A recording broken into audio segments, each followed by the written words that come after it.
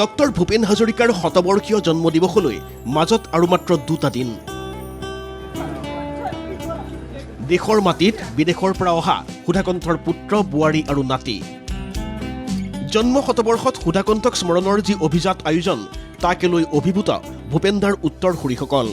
So once in a 100-year occasion, and we're all of us are very happy to be invited to participate in this great event.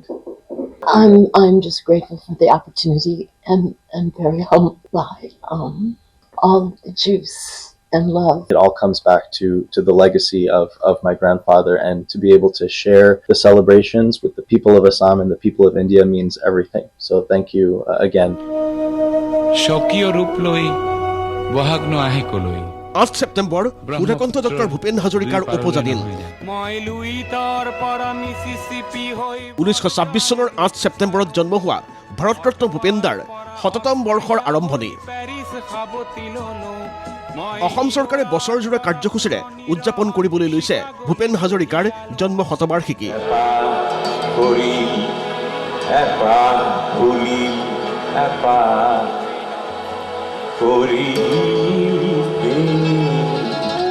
আঠ ছেপ্টেম্বৰত তাৰে আৰম্ভণি। 13 ছেপ্টেম্বৰত বিশেষ অনুষ্ঠানত উপস্থিত থাকিব প্ৰধানমন্ত্ৰী Narendra Modi.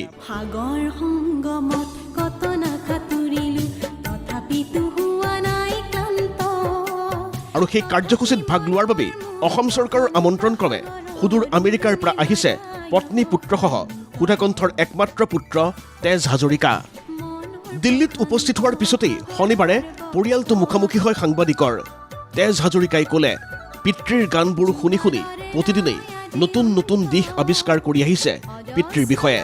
Because I myself, every day I'm discovering new things about my father through reading the meanings of his songs, and I just realized that there's so much to learn about Assamese psyche, about the Northeast, about the relationship between the sister states and what have you.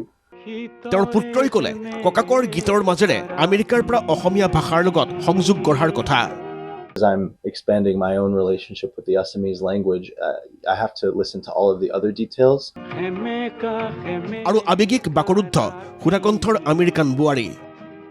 My family, my husband, our cousins, and my son, I just couldn't be happier. I'm very thankful. Thank you very much. প্ৰয়াত পিতৃৰ বাবে কৰা কাম কাজৰ কথা কৈ তেজ হাজৰিকাই ক'লে, সুধাকণ্ঠৰ গীতবোৰ ইংৰাজীলৈ অনুবাদ কৰি প্ৰকাশ কৰাৰ কথা। I've published a book of his songs in translation, and that in itself is a really interesting and good work that people haven't yet seen so much. কিন্তু সুধাকণ্ঠৰ জন্ম শতবাৰ্ষিকীৰ যি বিশাল অভিজাত আয়োজন অসম চৰকাৰৰ, তাৰ বাবে অভিভূত পৰিয়ালটোৰ কৃতজ্ঞতা প্ৰকাশ। ইফালে শনিবাৰে খানাপাৰাৰ পশু চিকিৎসা মহাবিদ্যালয় খেলপথাৰত সুধাকণ্ঠ জন্ম শতবাৰ্ষিকী পালনৰ প্ৰস্তুতি পৰ্বৰ বুজ লয় অসম চৰকাৰৰ সাংস্কৃতিক পৰিক্ৰমা দপ্তৰৰ মন্ত্ৰী বিমল বৰাই। ইয়াতেই 13 ছেপ্টেম্বৰৰ সন্ধিয়াৰ কাৰ্যসূচীত ভাগ ল'ব প্ৰধানমন্ত্ৰীয়ে। প্ৰায় 10,000 ব্যক্তিৰ উপস্থিতিৰে সেইদিনাৰ এই কাৰ্যসূচী আমি আয়োজন কৰিম। মাননীয় প্ৰধানমন্ত্ৰী নৰেন্দ্ৰ মোদী ডাঙৰীয়াই ভূপেনদাৰ নামত এটা মুদ্ৰা প্ৰচলন কৰাৰ সিদ্ধান্ত গ্ৰহণ কৰিছে। এই আয়োজন বিশাল। অনুৰাধা শৰ্মা পূজাৰী দেৱে ভূপেন হাজৰিকা দেৱৰ ওপৰত লিখি উলিওৱা এখন কিতাপো, এখন গ্ৰন্থও এই অনুষ্ঠানত উন্মোচন কৰাৰ দিহা কৰা হ'ব। এইদৰেই ব্যাপক বৰ্ণাঢ্য আৰু অসমৰ ক্ষেত্ৰত নজিৰবিহীন ৰূপত আয়োজন চলিছে এক ক্ষণজন্ম প্ৰবাদ পুৰুষৰ জন্ম শতবৰ্ষ পালনৰ প্ৰস্তুতি, যাৰ নাম ডক্টৰ ভূপেন হাজৰিকা। এই সময়ছোৱাই গৰিমামণ্ডিত, মহিমামণ্ডিত। নতুন দিল্লীৰ পৰা অংকুৰ কলিতাৰ সহযোগত ব্যুৰো ৰিপৰ্ট ND24।